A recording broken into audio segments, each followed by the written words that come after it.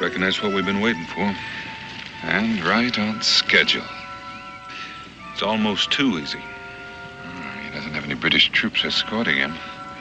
Since the British control every foot of this territory around here, I reckon it...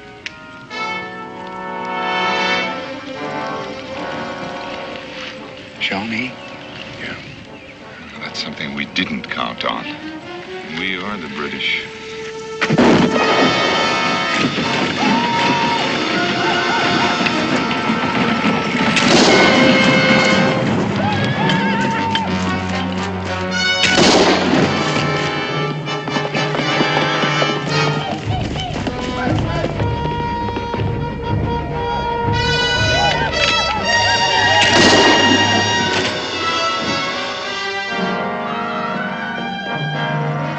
Jehoshaphat, that newfangled rifle he's got 3 times faster than a musket. And there are 200 more of them in that wagon. Shawnees must think they've tangled with a magician.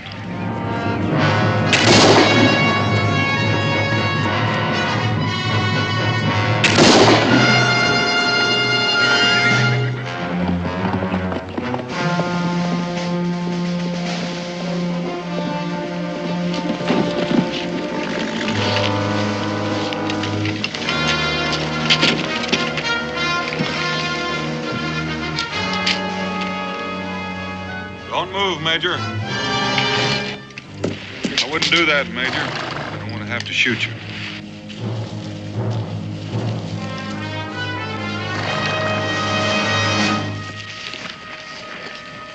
Don't be alarmed, Major Richardson. I'm not a Shawnee. You know my name? Major John Richardson, soldier, inventor, just arrived from London. With this extraordinary weapon, could very possibly turn the tide of the revolution in favor of the British. It will, I assure you. Not as long as we have you, Major, and that rifle. And as for your generals, well, that's just an experiment. No more of them can be made without you. Oh, we have excellent sources of information. Yes, spies. Patriots, Major. The revolution has friends everywhere, even some in high places in England. Thanks to them, we know that you've only manufactured 200 of these. We know when they were shipped from England. We know that they're all in this wagon. Ain't that neat? We got the Major and the wagon. Except for just one thing. There's not a single rifle in that wagon. You were saying? What else do you know? You said it seemed too easy, Daniel. Those rifles are where they'll do what they were designed to do. To kill so many of you rebels that you'll be forced to abandon this foolish insurrection. My rifles, gentlemen, are in British hands. Your little adventure has failed.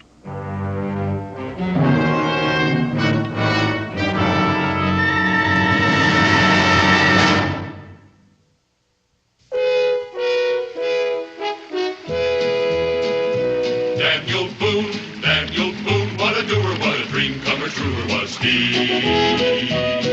From the coonskin cap on the top of old Dan to the heel of his rawhide shoe, the ripperest, roaringest, fightingest man the frontier ever knew. Oh, Daniel Boone was a man, yes, a big man, with an eye like an eagle and as tall as a mountain was he.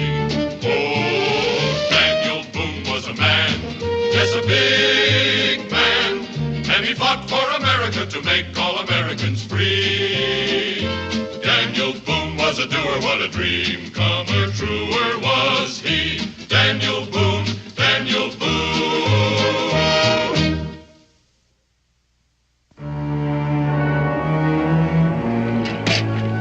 I never saw so much foolish stuff for a soldier to be carrying.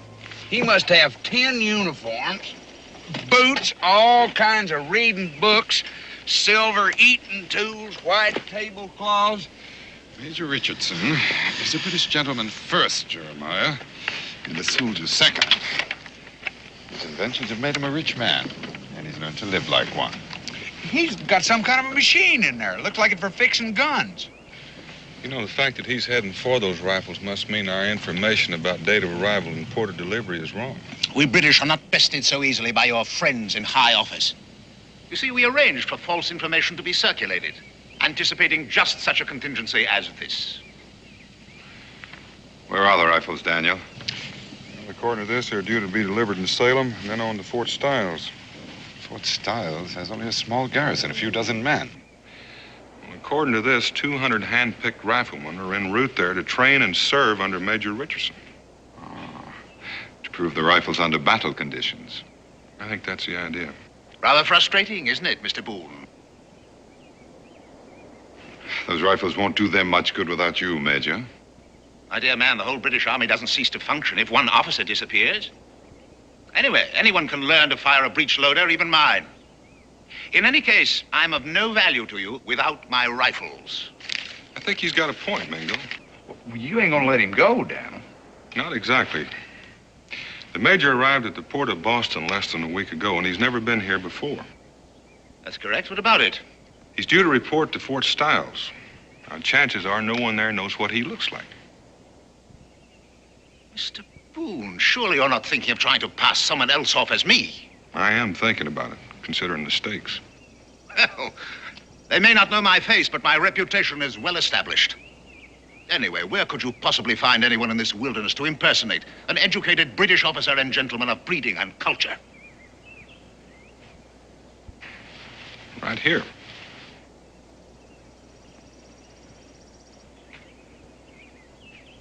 This savage? Well, this savage, Major, is a graduate of Oxford. And as for your reputation, you may have difficulty living up to it once Mingo is impersonating you. Now, let's get out of this open. We've got some work to do.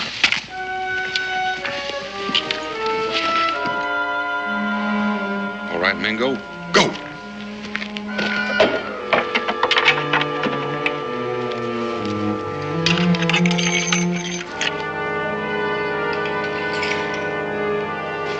You don't actually believe you can learn in a matter of hours the skills of a lifetime, do you? I think you can learn well enough, Major, to fool anybody but you, and since you won't be there to call him on. Done. First rate, Mingo. Now let's work on firing.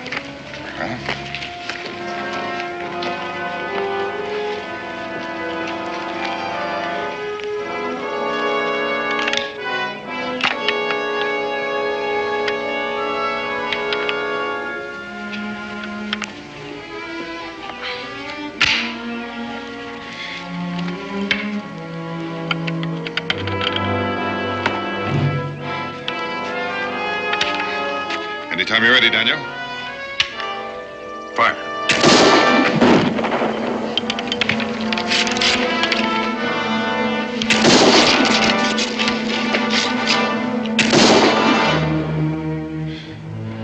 I never expected to see the day when I could fire more rapidly than you, Daniel. Speed's important, Mingo. It's not worth a hoot without accuracy.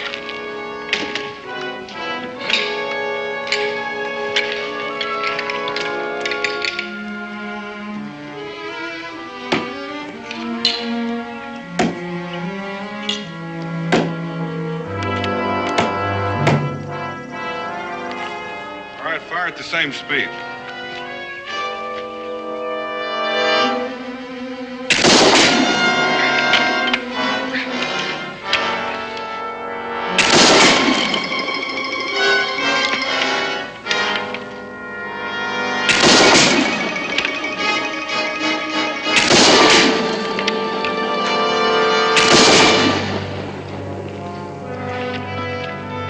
You're to be congratulated, Major. Truly magnificent weapon.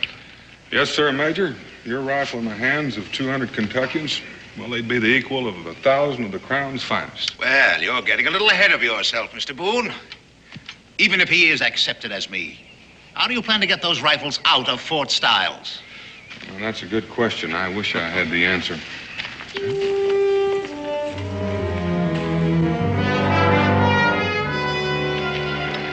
By golly, Mingo, it suits you. Well, it suits my father's English blood, but my mother's Cherokee blood is on the warpath over the scalping you gave me. Well, the hair will grow back. Yes, if my head is still connected to my neck when this is over. Well, there's no call to fret about that. I understand spies are shot, not beheaded. I can't tell you how that reassures me, Daniel.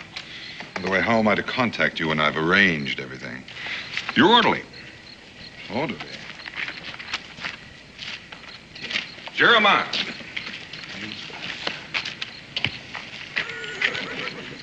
Well, you reckon I'll pass for an Englishman? You will if there's a place in England called Kentucky. Huh? From now on, you're going to develop a sudden case of sore throat. Sore throat? The minute he enters that fort, he's going to go mute. Is he trying to tell me I talk funny? Oh, he meant no offense, Jeremiah. It's just that you speak a little peculiarly for a British red coat. Daniel, do you intend to remain camped here? Mm-hmm. Aren't we a bit close to Fort Stiles? I know that. But it shouldn't take you too long to figure a way to get those rifles out. The Major's wagon should come in handy. You can get word to me by Jeremiah, hopefully by morning. There's liable to be redcoats swarming all over this place come daylight, and there may even be patrols through the night. Major, I'm going to have to ask you to change your uniform. I will not, sir. Well, either you take those clothes off or Mingo and I are going to help you. Jeremiah's clothes should fit you just fine. Those filthy buckskins? Impossible. Well, now, Major, a bound and gagged prisoner in buckskin will look a lot more natural to a British patrol than a trussed-up gentleman shivering in his drawers.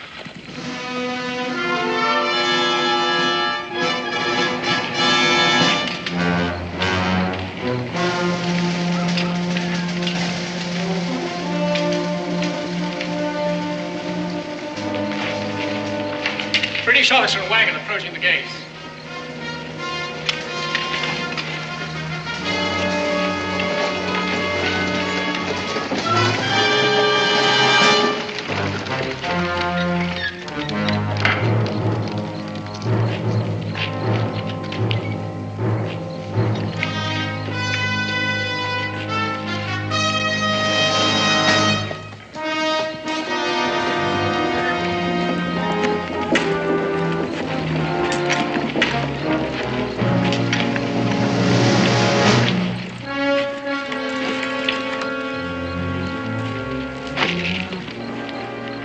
Must be Major Richardson.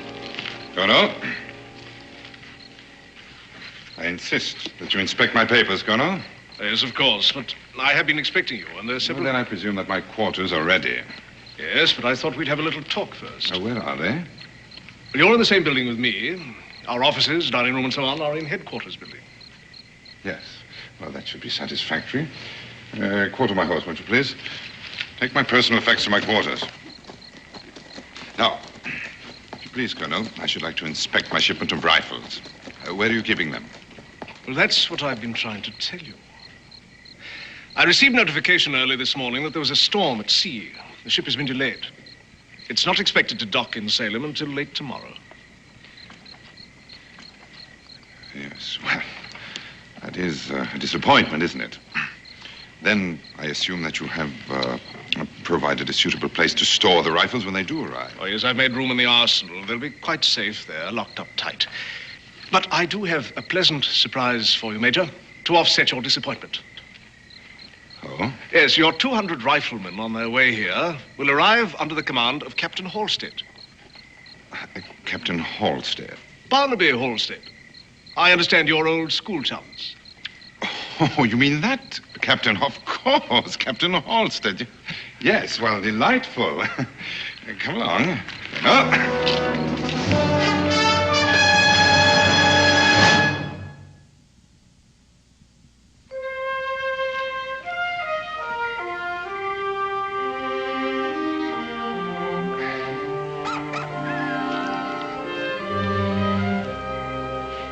I reckon you're used to something fancier, but your appetite ought to make this taste pretty good.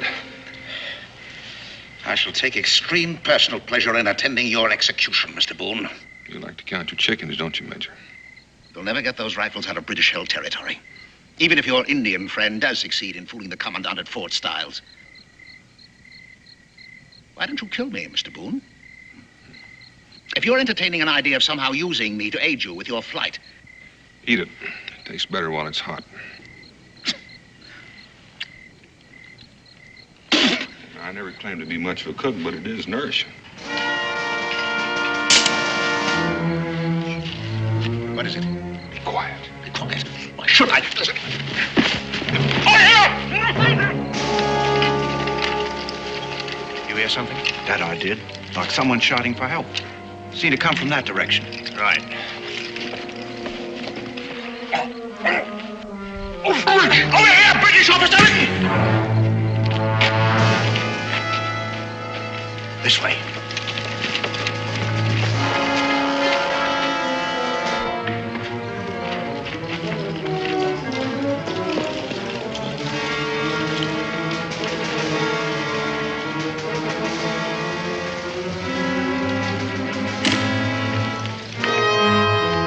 Over there. Spread out.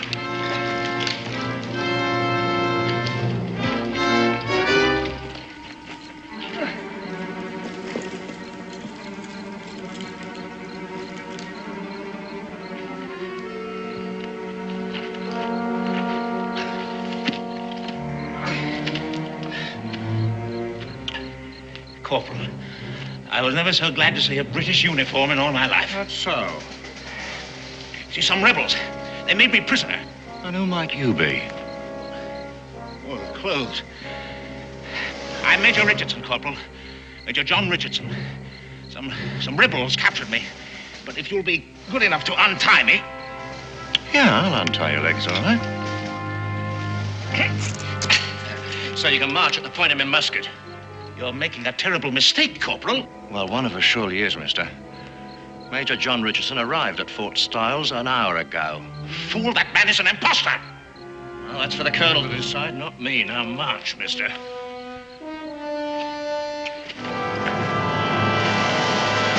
All this finery, Major, is bad for my morale. Makes me feel a bit homesick. The truly civilized man carries his civilization with him, Colonel.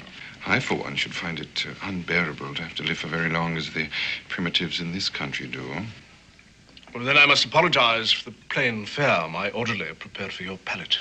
No. I'm quite well aware of the difficulties in finding a proper cook once one leaves England. Which is precisely why I found it necessary to bring Chester here as my orderly. Not only is he an excellent soldier, but an accomplished chef as well. Isn't that so, Chester? Perhaps you'd better not try to speak. Your vocal cords will never heal. As soon as we're settled in, I'm sure that Chester will take great pleasure in delighting you with his skills in the kitchen. What exactly happened to his voice? Dust along the trail, I expect. Inflammation of the throat. Chester, you see, is accustomed to the more salubrious climate of our homeland. And his health, I fear, is rather delicate.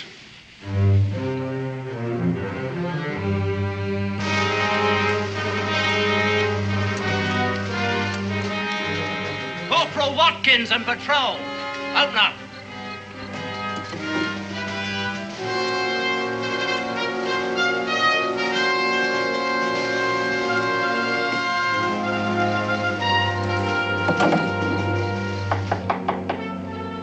Come in. Oh, sir, there's something that requires your attention. Yes, what is it, Corporal? Well, it's urgent, sir. Well, speak up, man. Well, I don't think you'd want to bother Major Richardson, sir. Well, I'm sure it can wait till I finish my coffee. Well, I suppose it can, sir, but I thought you might like to attend to it now. I mean, just in case there's something to it. Not that I think there is. All right, Corporal, all right. Anything to stop your babbling. Excuse me, Major. This will only take a moment, I'm sure.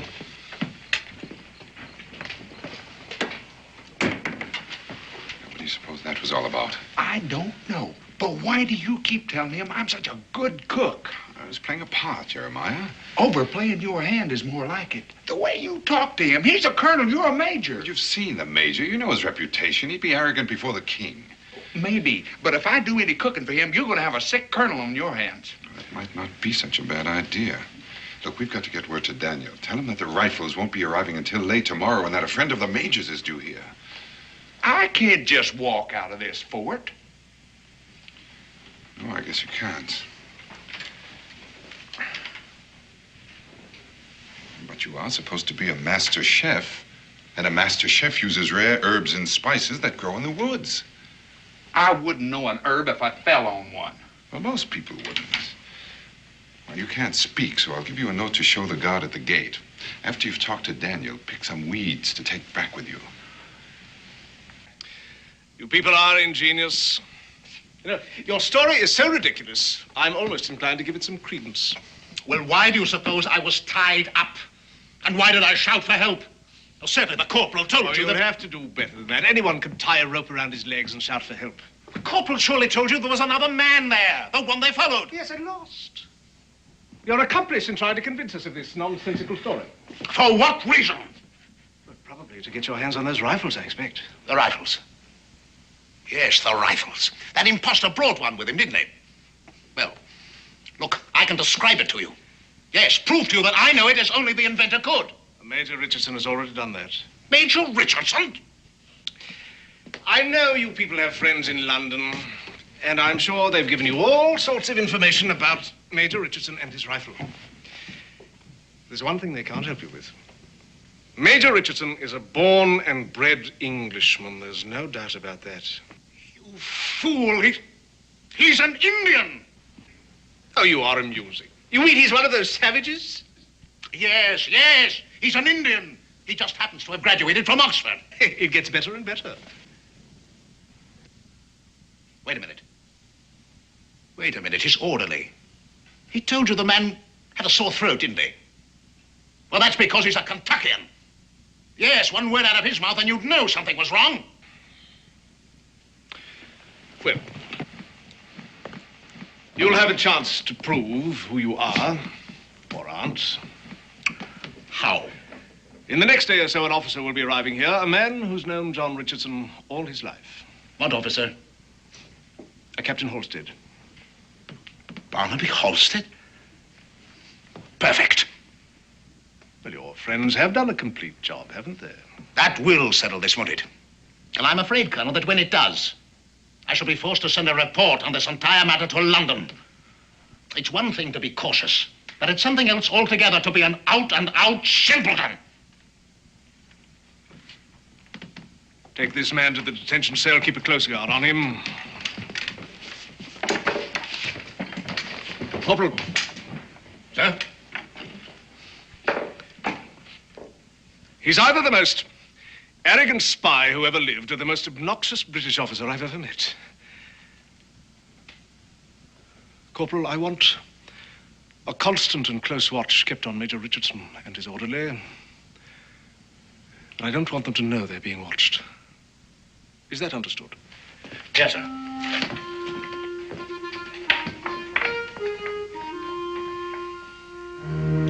Well, it appears to me that the longer we keep up this play acting, the more apt we are to stick our foot in their mouth. Now, if them rifles don't get here pretty soon.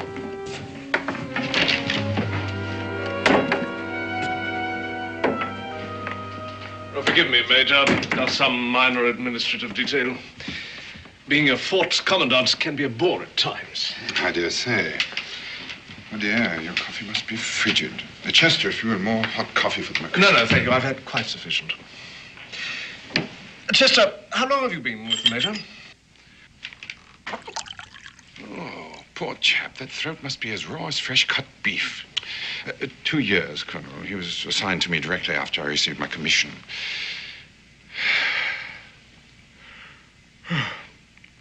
And now, if you'll forgive me, Colonel, I am a bit tired after a long ride, and I do want to be fresh in the morning. There's much work to be done. You'll excuse me.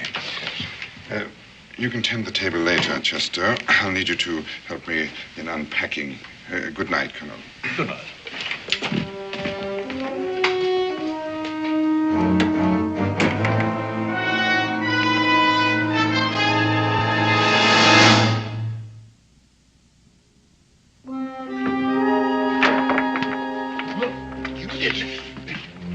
You stepped right on my... You know you pretty nigh broke my toe. You were going to answer the Colonel, weren't you? Why, he's sneaky. That's because he's beginning to suspect we're not all we're pretending to be. I don't know why, but we're going to have to be doubly careful from now on.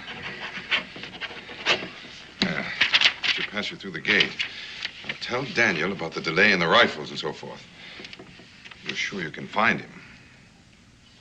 Look, I may not be much of an orderly, but I ain't no oaf.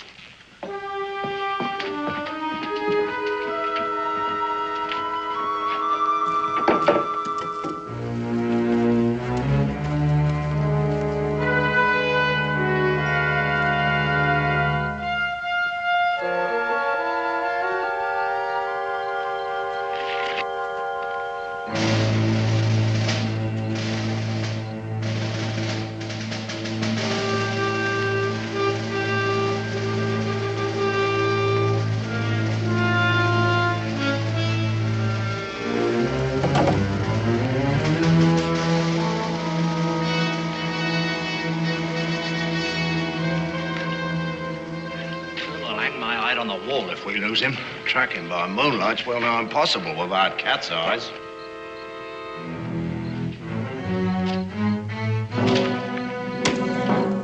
This way.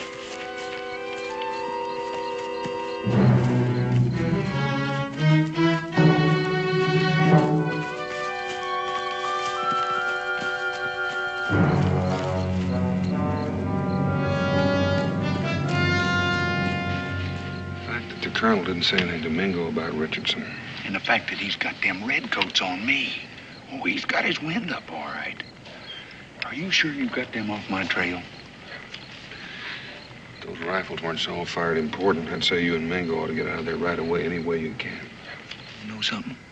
I think Mingo's enjoying that play acting so much, he wouldn't leave unless you drug him out of there. Dan, have you got a way figured to get them rifles out of there once they get them in there? No. You say those rifles are due to arrive tomorrow afternoon? But that's what the colonel said. And the major's friend, Captain Halstead? That's tomorrow night or the next day.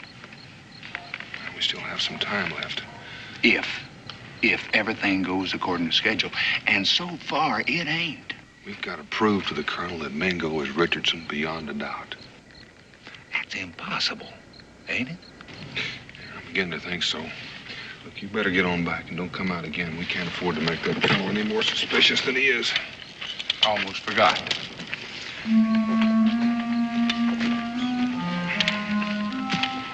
What's that? Herbs. What? Herbs and spices. That's what I'm out here for. I'm supposed to bring some back. Weeds will do just fine. Gives me an idea for your throat.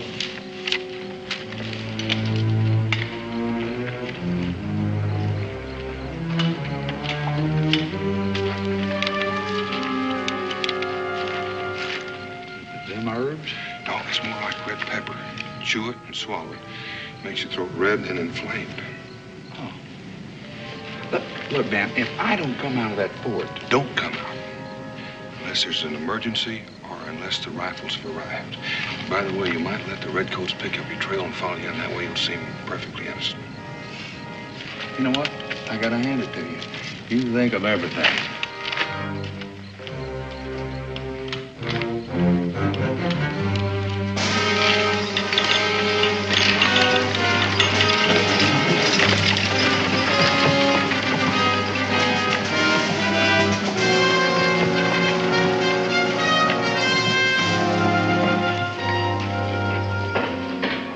Men, form a double rank.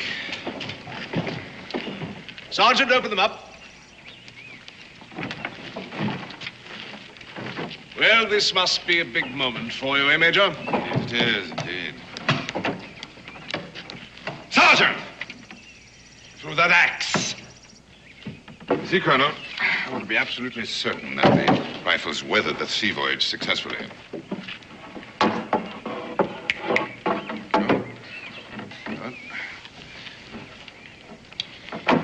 There, Colonel.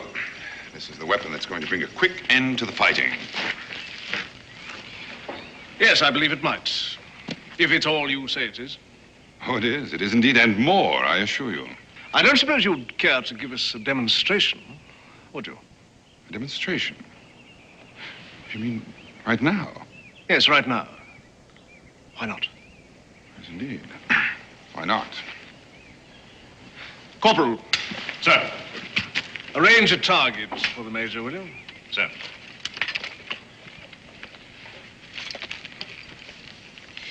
How do you want me to fire the rifle, Colonel? Standing, kneeling, prone, or on the move? On the move?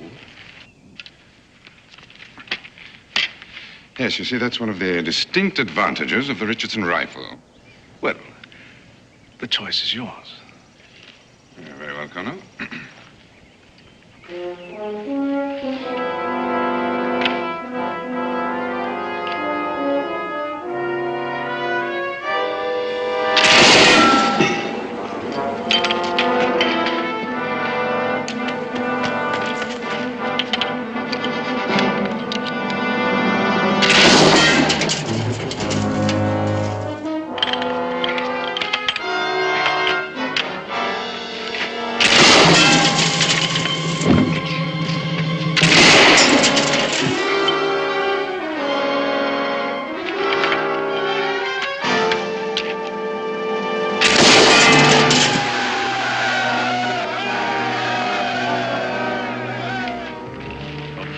impressive demonstration, Major. Thank you, Colonel.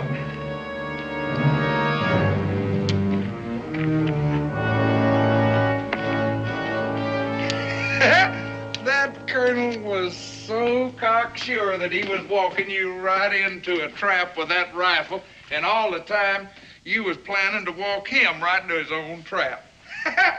Oh, it warms the cockles, Mingo. I do say. Well, the important thing is he's just about convinced that I really am Major Richardson.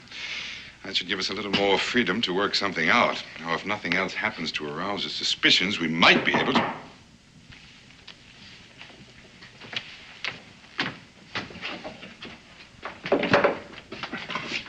Major Richardson, I've a really extraordinary surprise for you. Oh, well, out with it. You'd better put your tunic back on. Don't tell me Barnaby Halstead has arrived already. Eh? No. I said a surprise. Oh, what could possibly happen in the middle of the afternoon in a frontier fort that would require my being formally attired? The arrival of a member of the fair sex. And I do mean fair, Major. You ought to be congratulated. She is a beauty. She... Yes, her boat docked in Yorktown yesterday. All the way from Liverpool, just to surprise you on your birthday.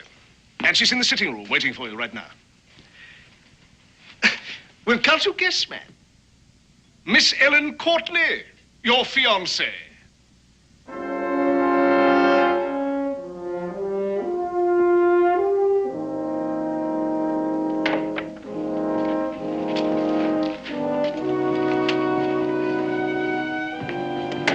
Miss Courtney.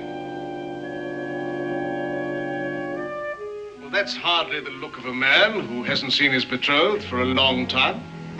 A surprise, Colonel. Merely surprised that she'd come all the way to this wilderness.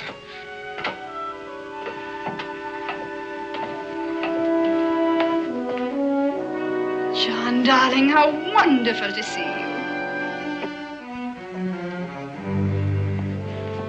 My dear, how can I ever tell you how happy I am? You almost scared me out of 10 years' growth. Poor dear. The shock of seeing me is very nearly undone. Very nearly. Well, I'm sure you two don't need me around. We'll see you at dinner, I hope, Miss Courtney. Surely. And she's brought a real surprise with her, too. Oh, Chester, Sergeant Miller, who brought in the rifles, has potions and ointments for all sorts of ailments, and he knows a bit about medicine, too. I told him about your throat. He's waiting in the North Barracks to have a look at it now. Rebecca, Boone, what in the name of heaven are you doing here? Well, convincing the colonel that you're Major Richardson, for one thing. You did a fair job of that, but don't you know the British shoot spies? Oh, I don't think the British would execute a woman, but I don't think they'd hesitate to shoot you and Jeremiah. Yes, and if that Sergeant Miller knows anything at all about medicine, we're right back where we started. Oh, no. Dan will thought of that.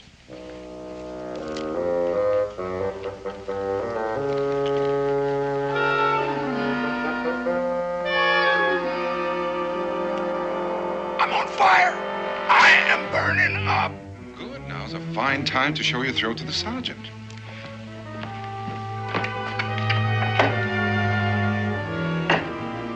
Mingo, Dan says it's going to be impossible to get those rifles out of here. Yes, with that Captain Halstead and 200 British soldiers due here any moment, he's probably right. But he does have a plan for the rifles and the Major. Speaking of Daniel... The surprise the colonel mentioned. Come, my darling.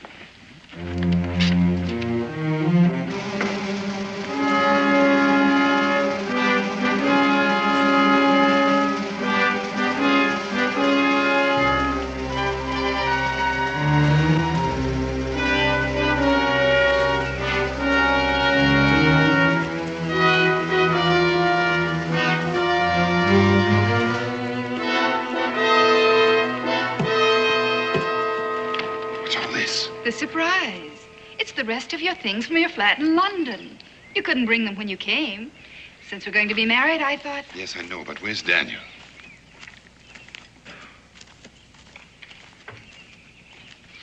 You mean... It's a bit cramped, but he'll be coming out after dark. You said he agrees we can't get the rifles out. What is all this? Well, he doesn't want the British to have them either. And as long as they have Major Richardson, they can manufacture more. Yes, but what are we supposed to do?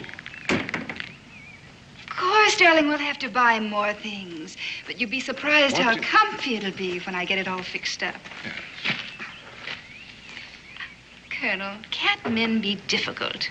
Forgive me for interrupting. But I've just come from the barracks, Major, and that orderly of yours has a fierce-looking throat. However, Sergeant Biller tells me that he has a swab he's sure will clear it up in no time. He assures me that Chester will be having his voice back in a matter of hours. Oh, I am glad to hear that. Major, I didn't break in like this to tell you that. Not principally, anyway. Well, what is it, Colonel? I want to apologize. I've been keeping something from you out of, well, mistrust is the only word, I suppose. Mistrust, Colonel? Of me? Yes. We captured a fellow, a very convincing talker. Obviously a rebel spy who told a wild story and claimed that he was you. And that you were an impostor. But surely you didn't believe him? Well, no. At least not at first. But he knew so much about you, about your rifle. He even knew Captain Halstead's first name. Fancy that. It only goes to show how devious these colonials can really be. The audacity of the man. Well, that didn't really convince me. But when he said that your orderly had a sore throat, or at least was feigning a sore throat, well... I see, of course. He was spying on us on the trail. You're perfectly right, Colonel. We must all be vigilant, constantly. You're very generous, Major. Not at all.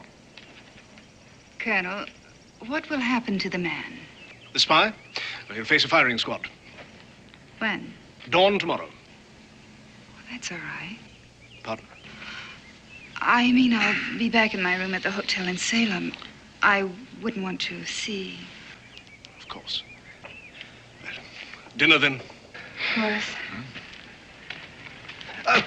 I almost forgot the best part. He insisted that you were an Indian. An Indian? I? An Indian? Fancy that. That is amusing. An Indian, I? An Indian.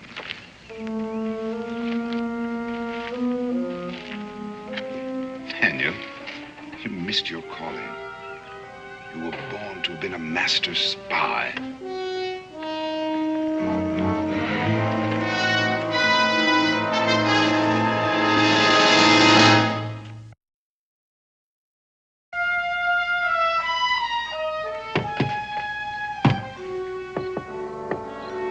Daniel, it's time.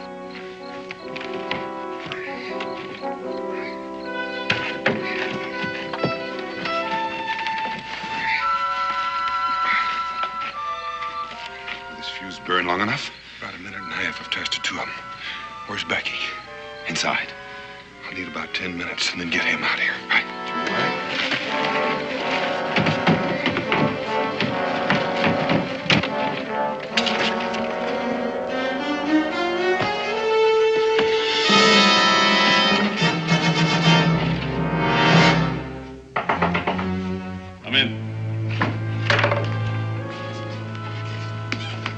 Forgive me for disturbing you, Colonel. Oh, not at all, Major, not at all. Do come in.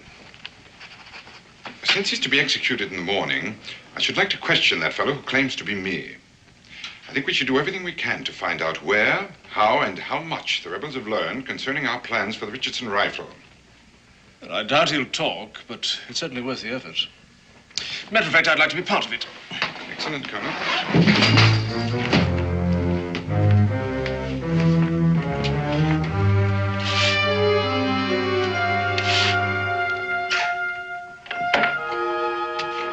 Courtney, I didn't realize you were still here. John will drive me to my hotel in Salem shortly. Don't you think it would be better if Miss Courtney were not here when we question? You're probably right, Colonel. You'd best wait upstairs, my dear. This may prove to be somewhat unpleasant. Come in.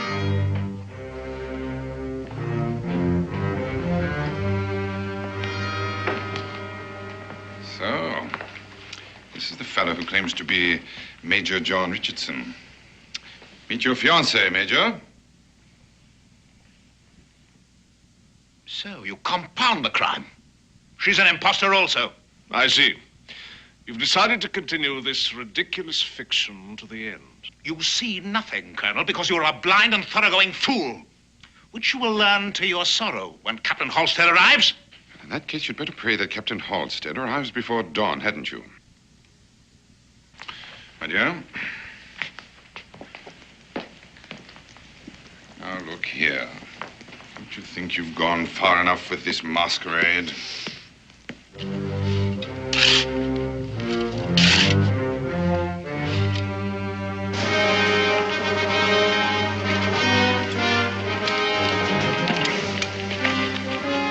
I'm Captain Halstead, Corporal. Yes, sir, the colonel's expecting you, but the troops, sir, we thought you were coming with them. Bivouacked half a mile down the road. Well, I'll tell the colonel you're here, sir. Don't you see how pointless this is? Now, I can't promise you clemency, of course, but if you'll tell us... Come in. Oh, sir, Captain Halstead's arrived. Well, show the captain in, Corporal. Yes, sir. Are you going to tell us that Captain Halstead also is an impostor? John, what in the world are you doing in those clothes? Behind you, Barnaby! Don't! Captain, if you'll join the Major there. I prefer not to shoot you, Colonel. At last you can see with your own eyes what an utter fool you've been. Rebecca!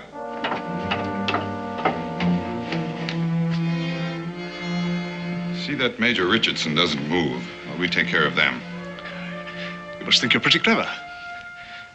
You're not clever enough to get out of here alive. We'll do the best we can, Colonel, I assure you. Now, if you'll turn that chair around. Sit down and put your hands behind your back.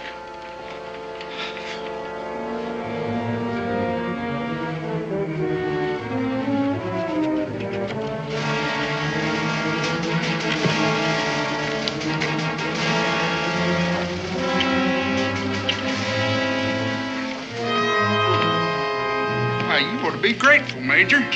Leastwise, you ain't gonna be shot at sunrise for spying. Meet you at the wagon, Jeremiah. You ready, Rebecca? Yes. Remember, casually now.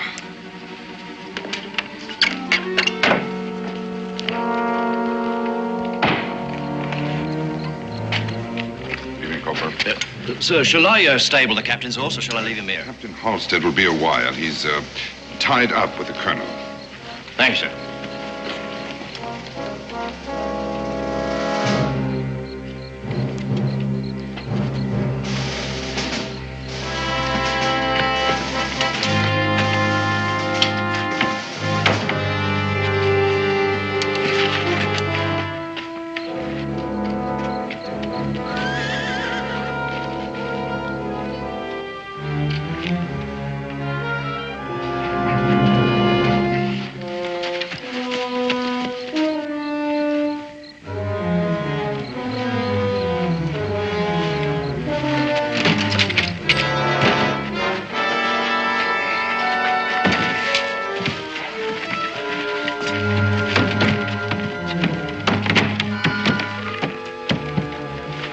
Daniel, we're ready.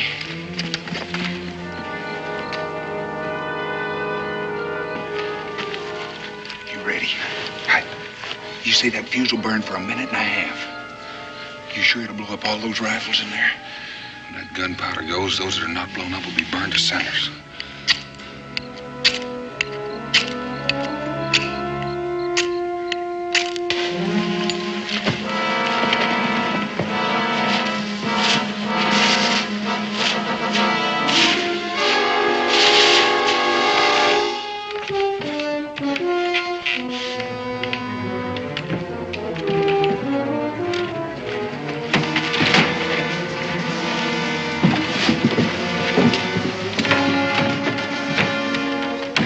Get out of here.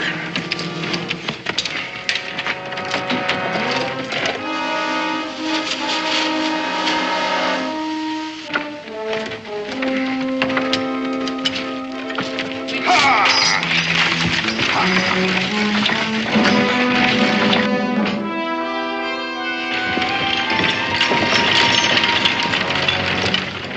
night for a ride, sir? Yes, isn't it, Corporal? Will you be coming back from Salem tonight, sir? As a matter of fact, we won't. We are in a hurry, Corporal.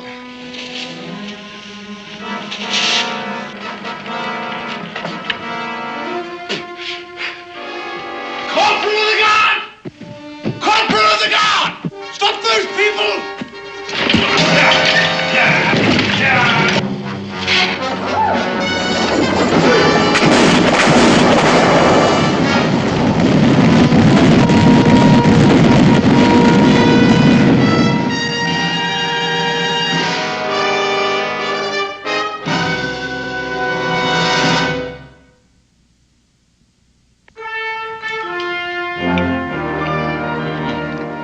Mighty good.